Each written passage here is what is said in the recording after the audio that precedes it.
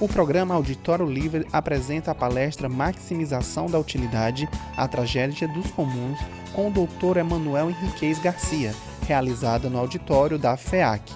Boa noite a todos.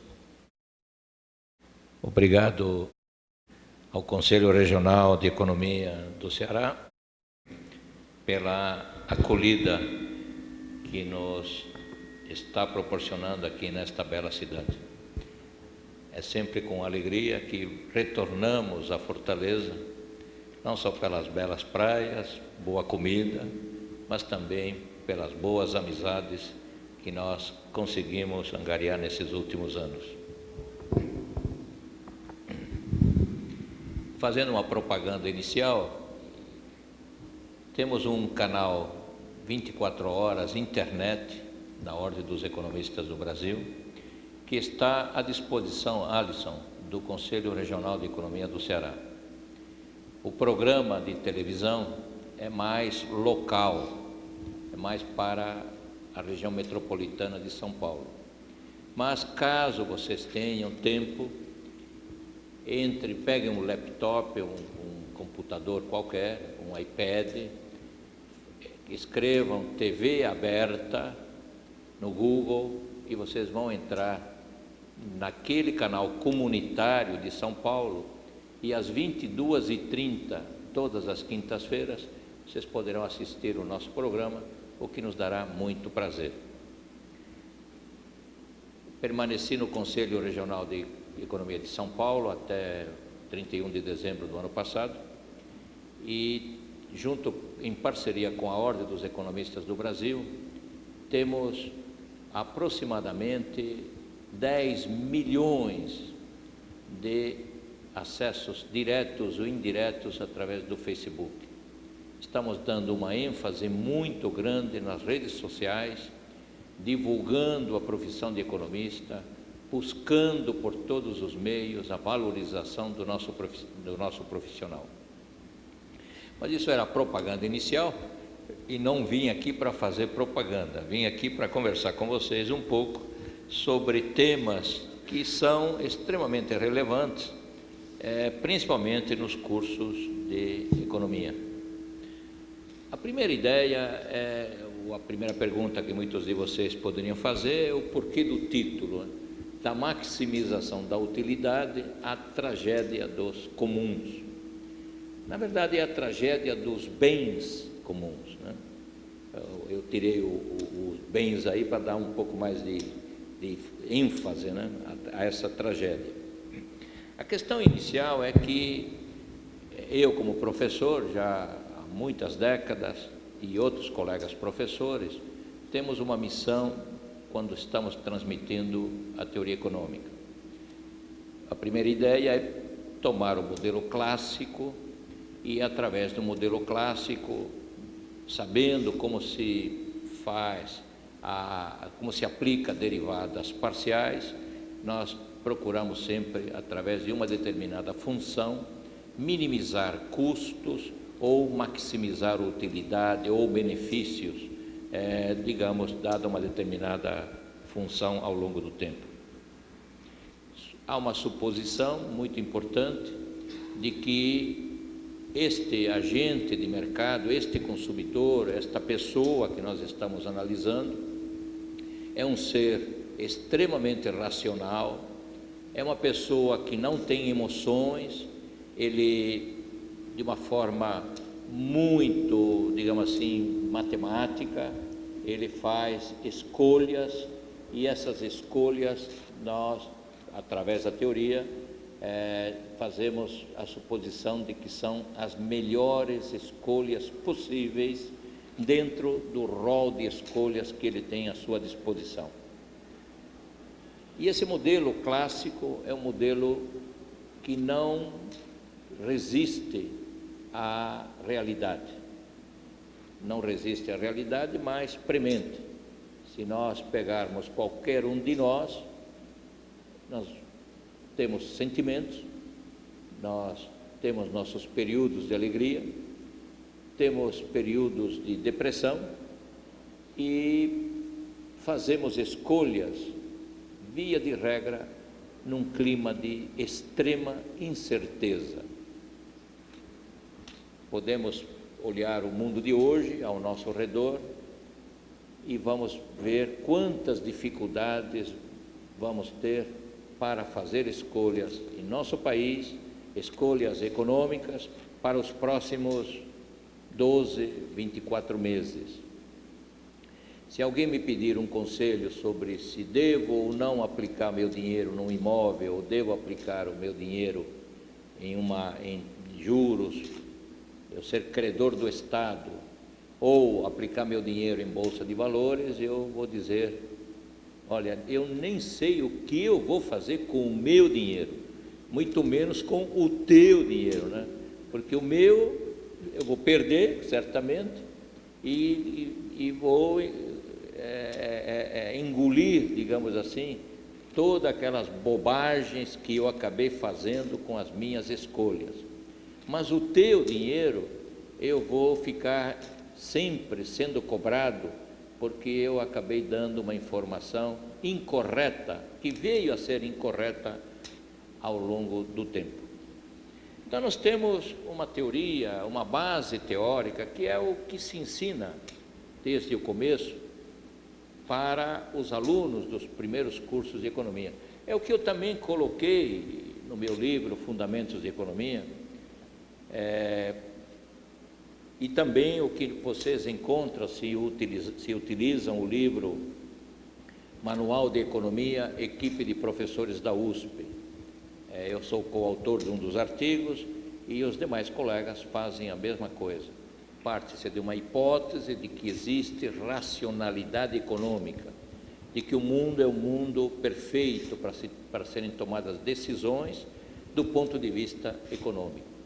E de tempos em tempos vemos que essa racionalidade econômica não resiste a mudanças que ocorrem inesperadamente em determinados mercados e mundiais, e pela globalização a incerteza acabou se espalhando numa velocidade cada vez maior.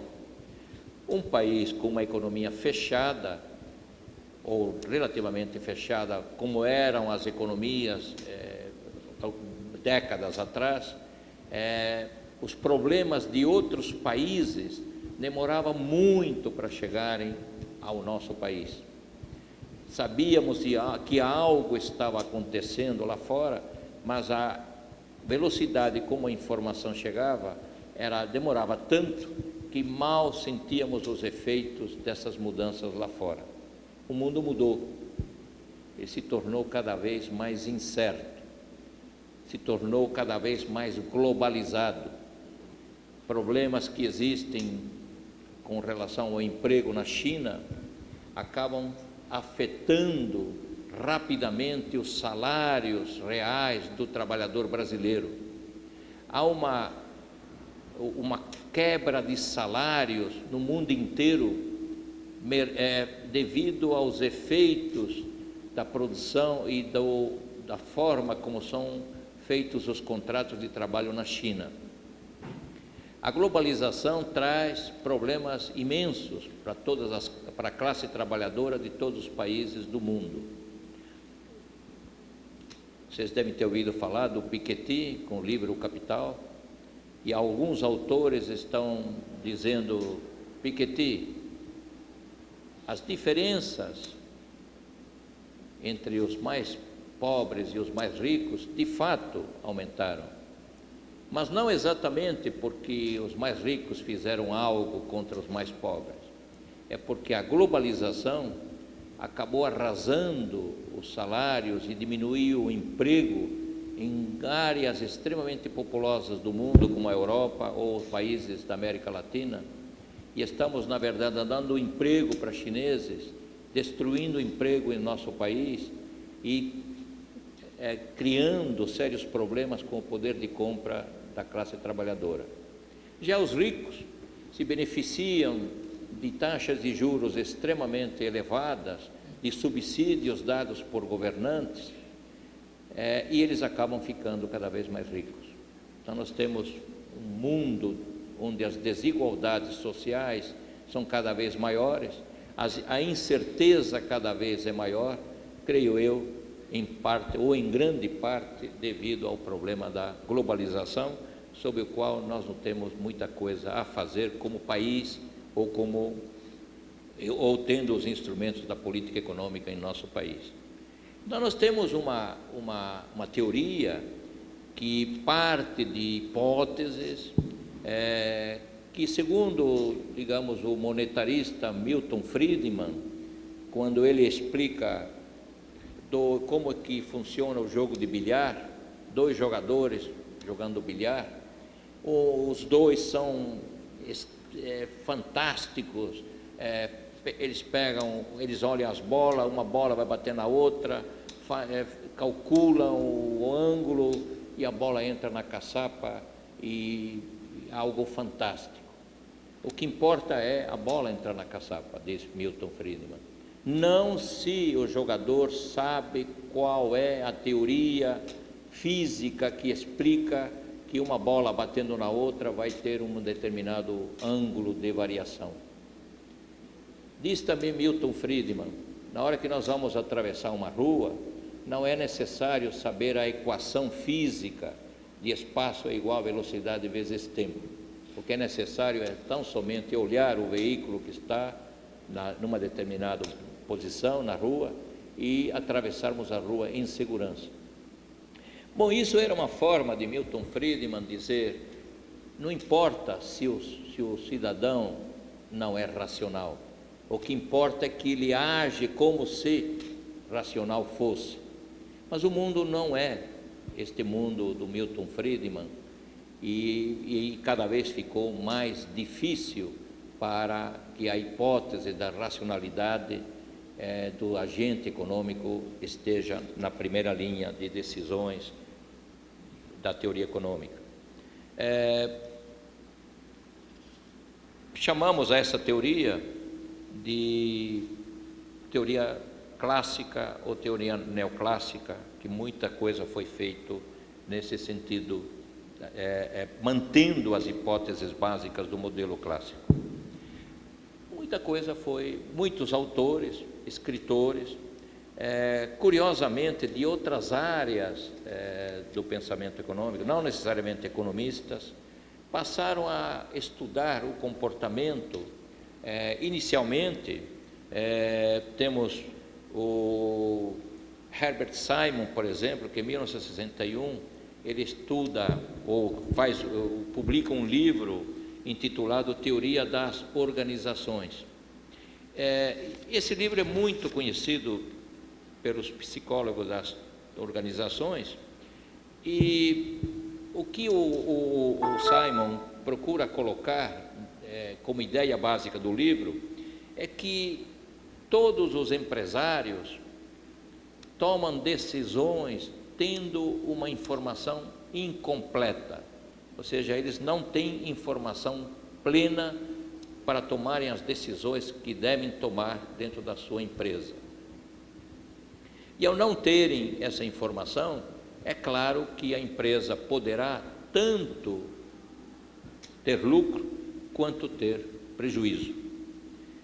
Vejam o caso que nós passamos aí anos atrás, em 2008, 2009, com empresas de grande porte brasileiras, como é o caso da Sadia. A Sadia,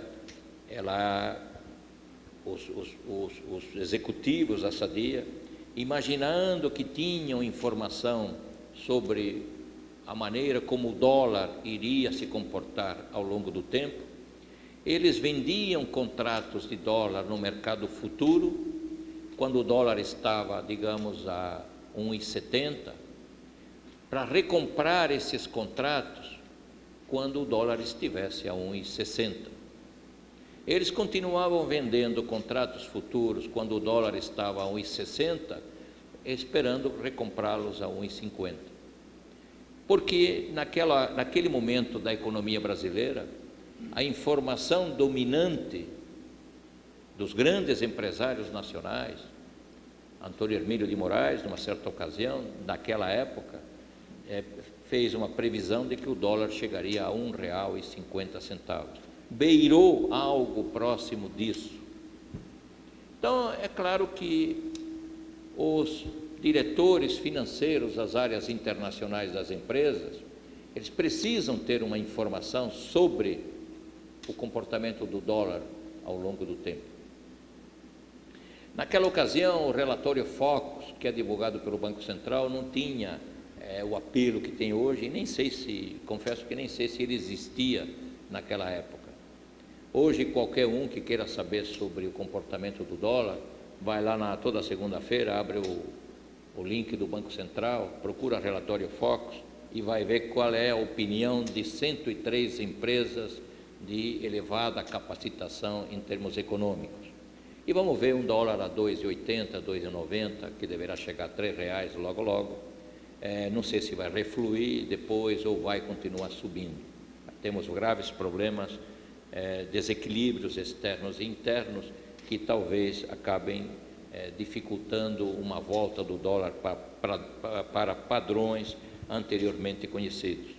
Um dólar a R$ 2,10, que estava em setembro do ano passado, está hoje a R$ 2,90, com tendência a subir. Como é que o empresário toma decisões num ambiente de tanta incerteza e num mundo tão globalizado? Decisões complexas.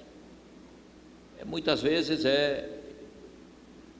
eu vou tomar essa decisão e, se tudo der certo, minha empresa vai ganhar muito dinheiro. Se der errado, nós vamos ter graves prejuízos. A Sadia faliu porque tomou decisões totalmente equivocadas, se tornaram ao longo do tempo equivocadas. O dólar de R$ 1,50 e R$ 2 por dólar, com a crise de 2008, ele pula para R$ 1,80, R$ 1,90, chegou a 2 e pouco, depois refluiu, e uma coisa é você vender a R$ 1,60, um dólar no mercado futuro, e outra coisa é recomprá-lo depois de 40 ou 50 dias a R$ 1,90 ou R$ 2. Quando você vende $5.000, $10.000, um contrato pequeno, até aí tudo bem, você pode assumir o prejuízo. Mas quando você vende 500, 800, 900 milhões de dólares em contratos futuros, você coloca a empresa numa situação de insolvência. Mas é isso que aconteceu. Mas onde estava a racionalidade dos agentes econômicos? Onde estava a racionalidade em 2008, com a quebra de Lehman Brothers? Alunos de vários cursos de economia pelo mundo começaram a questionar seus professores, dizendo: professor, o que está acontecendo lá nos Estados Unidos da América? Dia 15 de setembro, o Lehman Brothers quebrou. E o professor, ele diz: espera um pouquinho, deixa eu ver o programa aqui da minha disciplina. Rapaz, não está escrito, eu não trato desse assunto. Professor, mas o senhor não podia falar do que está acontecendo aí fora?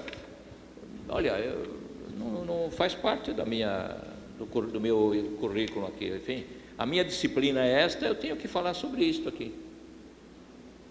Outro professor, prêmio Nobel de Economia, Debreu, um aluno perguntou para ele numa aula: professor, para que servem esses cálculos matemáticos aí na prática?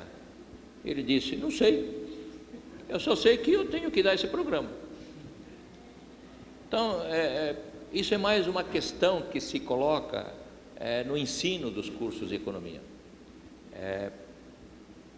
A racionalidade é a base do curso.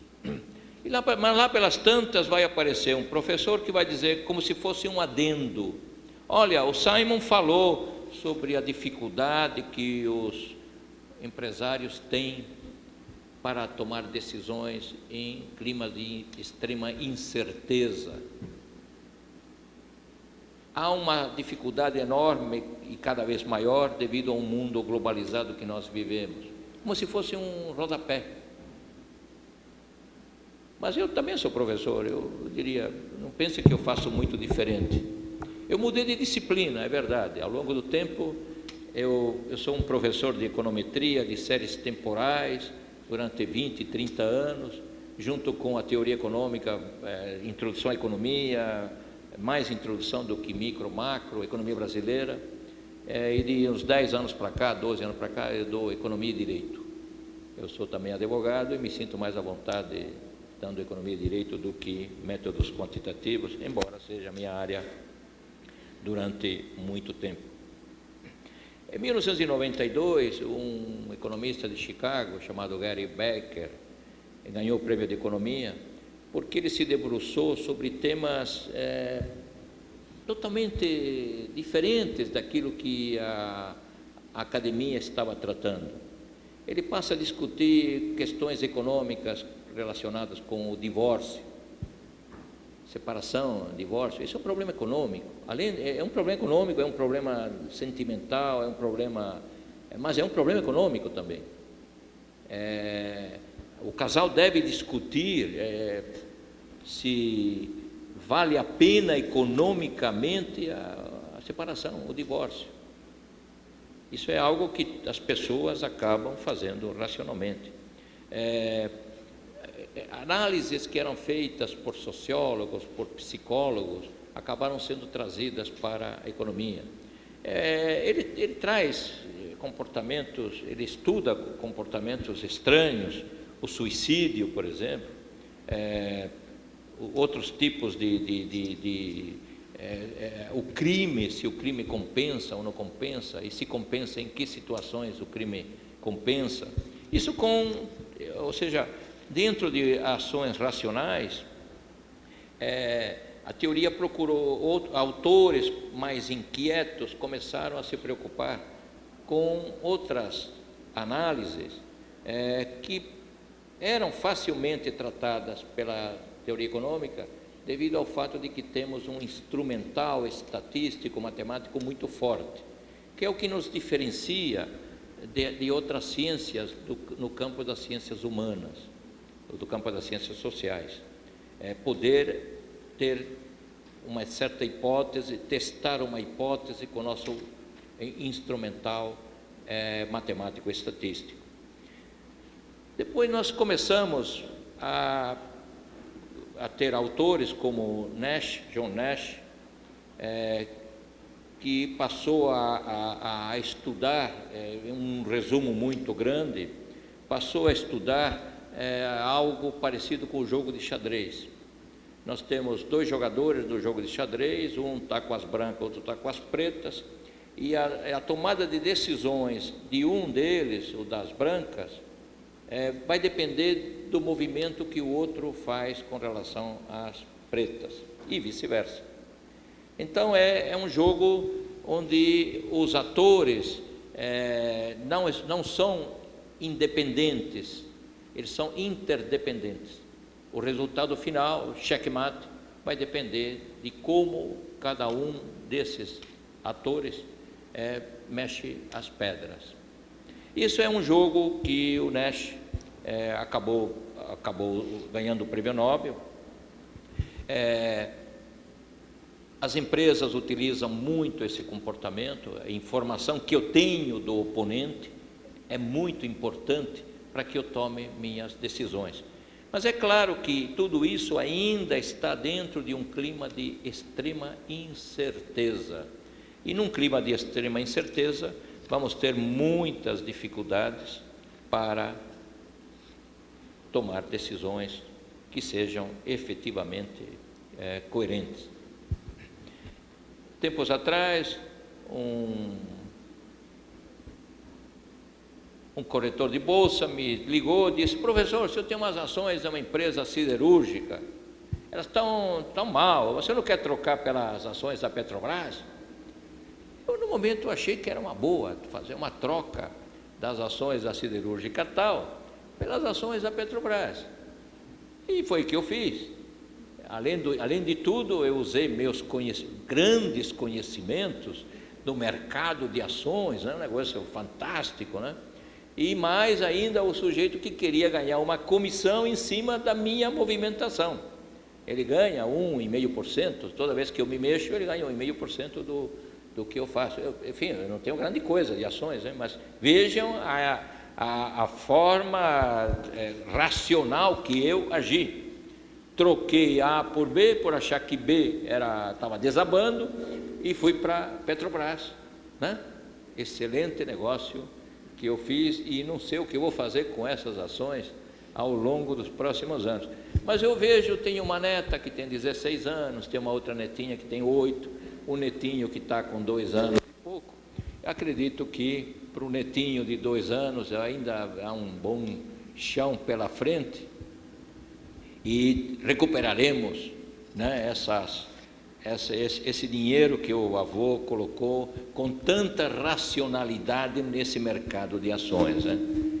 Esse é um problema que não é só da teoria, mas é um problema que temos todos nós. Por que tomamos, por que fazemos o que fazemos? E por que é tão dolorido perder dinheiro? Como dói perder dinheiro? Contamos as raras vezes que ganhamos algum dinheirinho em bolsa, e temos vergonha de contar as inúmeras vezes que perdemos dinheiro. Mas estamos sempre tentando usar a racionalidade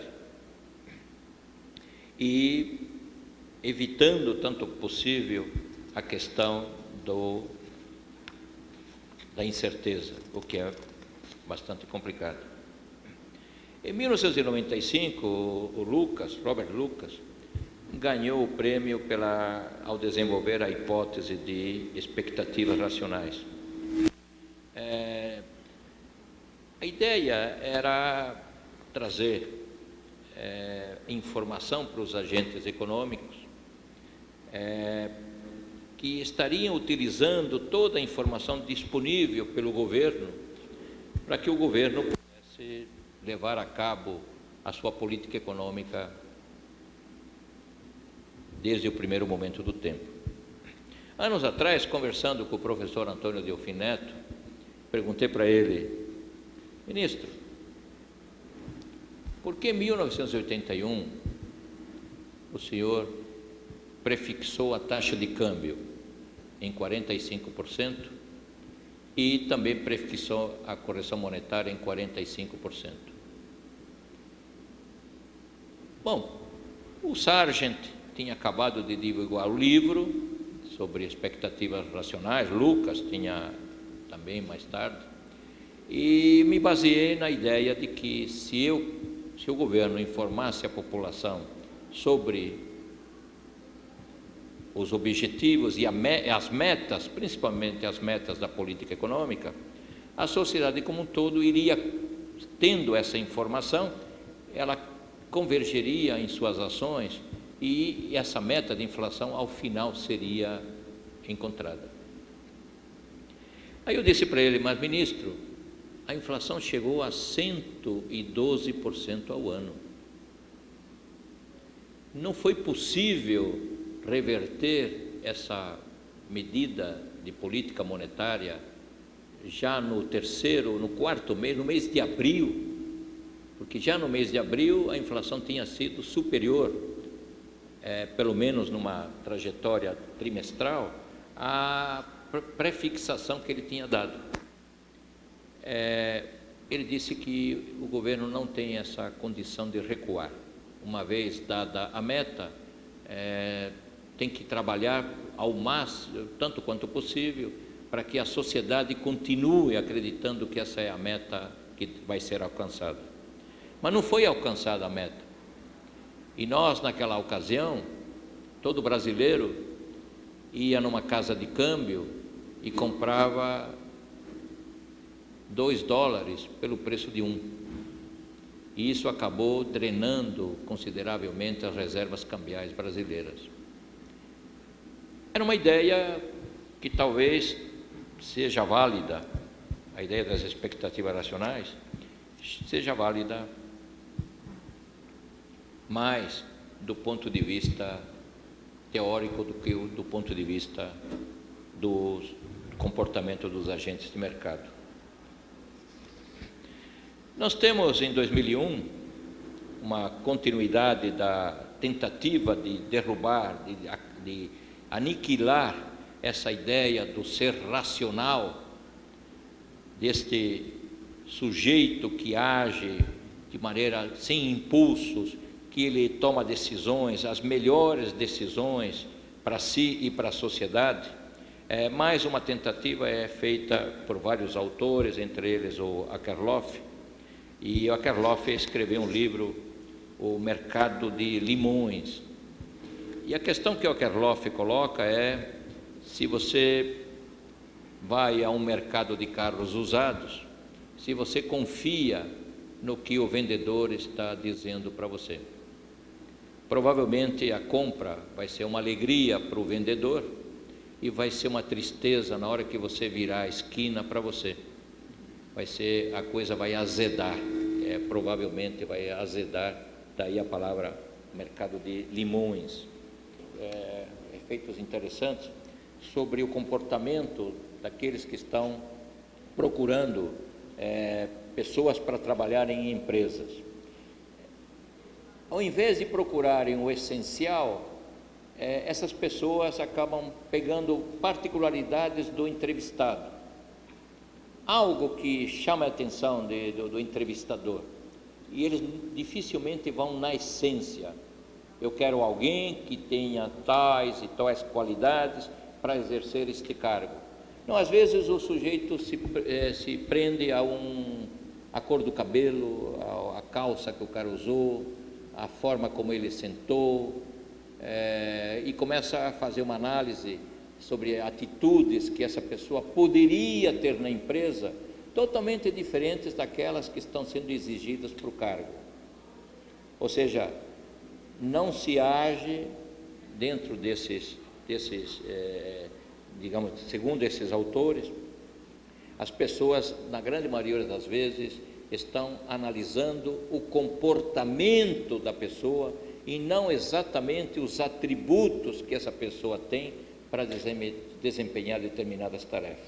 Bom, então ele não está agindo de forma racional, porque não está procurando exatamente a pessoa mais certa para aquela função na empresa. Aí nós vamos andando pelos autores que ganharam o Prêmio Nobel e vamos caminhando para Robert Aumann em 2005, Thomas Schelling, que fizeram uma série de trabalhos na área de teoria dos jogos. Livros como A Teoria dos Conflitos é muito interessante, é um livro muito interessante. E se vocês estão acompanhando a crise na Grécia, vocês devem ter lido que o ministro de Finanças da Grécia é um excelente professor de economia, ministra aulas de teorias dos jogos e estaria num jogo com os demais membros da União Europeia. A Grécia não quer sair do euro, a União Europeia também não quer que ela saia do euro. Esse é um ponto inicial. A Grécia não quer pagar a dívida e quer mais dinheiro para não pagar o dinheiro adicional também. Os parceiros da União Europeia dizem: bom, vamos fazer de tudo para que eles não saiam da União Europeia, mas os gregos não querem sair. Mas vamos evitar tanto ao máximo que eles não paguem o que tem que pagar e ainda queiram mais dinheiro, porque eles não vão pagar esse dinheiro novo. Bom, o conflito se resolveu recentemente, dando uma prorrogação de 4 meses. Eu acredito que daqui a 4 meses os gregos vão se sair tão bem quanto se saíram há pouco, porque parece que a União Europeia perde muito mais com a saída da Grécia, embora seja 2% da União Europeia, do que exatamente possa ocorrer algo nesse sentido com os gregos. O Aumann é um matemático perguntado sobre o conflito Israel-Palestina e como é que ele, o que ele diria para os políticos sobre a solução desse conflito, ele foi extremamente honesto. Ele disse: eu não sou político, eu sou um matemático. E como matemático eu elaborei um conjunto de hipóteses que, se forem seguidas, poderão chegar a este resultado. A verdade é que esses estudos mostram algo extremamente importante: a questão do conflito nuclear. O que as sociedades, Estados Unidos da América e a Rússia, chegaram à conclusão nas últimas décadas, é que elas não devem se preocupar com a defesa com relação a uma bomba nuclear. Não há como evitar o desastre nuclear. Se a Rússia jogar 100 foguetes em direção aos Estados Unidos da América, provavelmente 50 vão tocar o solo americano. Não há como evitar que a bomba seja lançada. Isso é impossível de ser feito. Mas o que o cara que está lançando a bomba tem que saber é que, uma vez lançada, ele vai receber 1.500 bombas em represália e não vai sobrar nada também no lugar onde ele está. É este o conflito que foi estabelecido por esses matemáticos e é o que é utilizado na prática. Não importa, eu não tenho como evitar que você faça, mas o meu poder de retaliação é tão forte, tantas vezes superior ao teu lançamento, que eu acabo contigo e com toda a tua turma no instante seguinte. Opa, então todo mundo vai morrer? Todo mundo vai morrer. Então é melhor guardar o arsenal nuclear, diminuí-lo, porque isto não nos interessa. Eu estava imaginando que eu ia matar todos vocês, mas agora estou percebendo que também vou morrer, então não vale a pena entrarmos nesse conflito de ideias. Andando um pouquinho aqui, então nós temos algo na teoria econômica que é tratado nas salas de aula, mas é tratado como forma mais de uma nota de rodapé ou um artigo em separado, é estudado mais em cursos de pós-graduação, no mestrado, no doutorado, enquanto que as ideias básicas do modelo clássico da maximização, digamos, a utilidade, qualquer que seja a forma, da minimização dos custos, ainda continua prevalecendo no ensino de economia. Eu não sei como mudar isso. Eu só digo que deveria mudar. Isso não é a melhor maneira de ensinarmos economia, já que não existe o ser racional, já que não temos condições de agir de forma com plena informação, já que mesmo tendo maior informação, temos um mundo de incertezas devido à grande globalização da economia, um fato que acontece em qualquer lugar do mundo. Daqui a 10 minutos, a CNN Internacional já colocou nos vídeos, todo mundo já, através de vídeo, de YouTube ou dos sistemas aí de iPad, de iPhone e um monte de coisas aí, imediatamente chega com uma velocidade da luz. Há outros problemas que foram contemplados e renderam a professora Elinor Ostrom e Oliver Williamson o Prêmio Nobel em 2009, que é a questão dos bens comuns. Nós temos toda a teoria, tudo que é ensinado em sala de aula, tem o modelo clássico, temos ou o modelo keynesiano, ou os neo-keynesianos, os pós-keynesianos, enfim, há uma parafernália aí de vertentes, cada uma tentando sobrepujar o conhecimento sobre as outras, mas a verdade é que todas elas se mostraram extremamente ineficazes para explicar o que ocorre no mundo globalizado, principalmente depois de 2008. Há um problema extremamente grave com os bens públicos, com as represas, com os rios, com os oceanos, com os parques, com a serra, lá em São Paulo, a Serra do Mar. Há um problema muito sério, porque todos nós, ao longo de décadas e séculos, deixamos ao governo a tarefa de cuidar dos bens públicos. E isso se mostrou extremamente ineficaz. Em 1833, um matemático chamado William Foster estudou esse problema dos bens comuns, e ele escreveu um livro na época chamado A Tragédia dos Bens Comuns. O que é comum acaba sendo destruído por cada um de nós, porque somos extremamente egoístas, porque vamos à praia e não, quer dizer, eu digo de maneira geral, eu não faço isso, pelo menos procuro não fazer. Vamos à praia e deixamos detritos de tudo que foi levado, que foi a sobra, deixamos à beira-mar, aí vem as ondas e leva isso para um outro lugar. Ou em São Paulo, que é mais visível, o esgoto é jogado no rio Tietê, que passa pela cidade inteira. Há lugares, no Rio Pinheiros, temos lá um shopping de primeiro mundo, Cidade Jardim.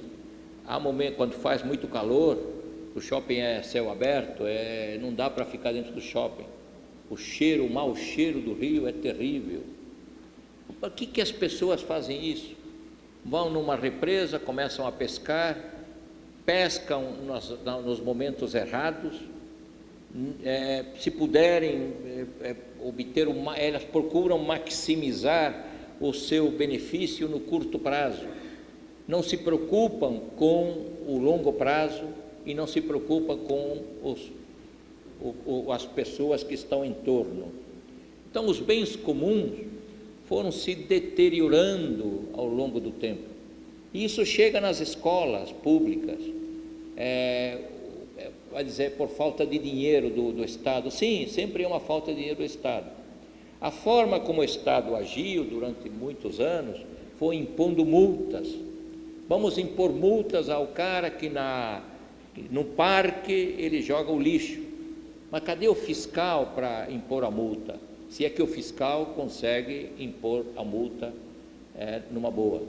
Provavelmente ele vai levar uma boa surra do grupo que está jogando os detritos, e ele vai tomar mais cuidado a próxima vez e vai dizer, se eu vou colocar a multa, eu vou apanhar desses caras aí, porque os caras estão todo mundo bêbado, e não vale a pena para mim fazer isso. Então nós temos um problema seríssimo, que também é pouco contemplado na teoria econômica. É algo como se fosse uma nota de rodapé também. Olha, professores tais e tais estão tratando do assunto dos bens públicos, e a questão sempre do bem público é que deve haver um imposto, deve haver uma multa, deve haver uma penalidade para aquele que faz que faz a transgressão.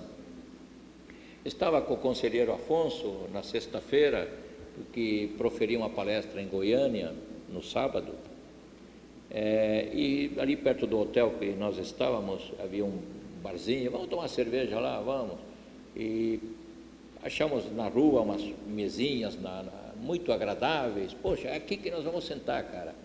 Eu pedi a cervejinha, vamos comer aqui um espetinho, né, de umas coisas lá, gostosa.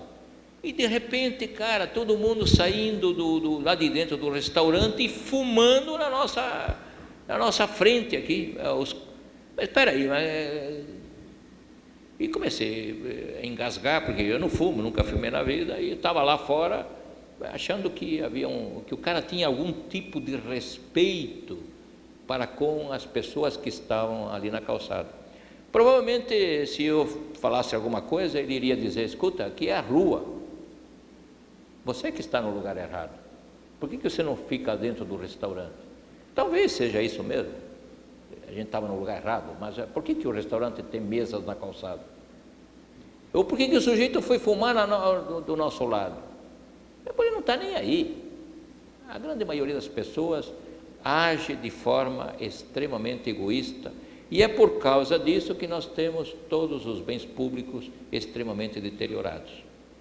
Quando a questão se torna mais séria, os hospitais estão sucateados, as escolas estão sucateadas.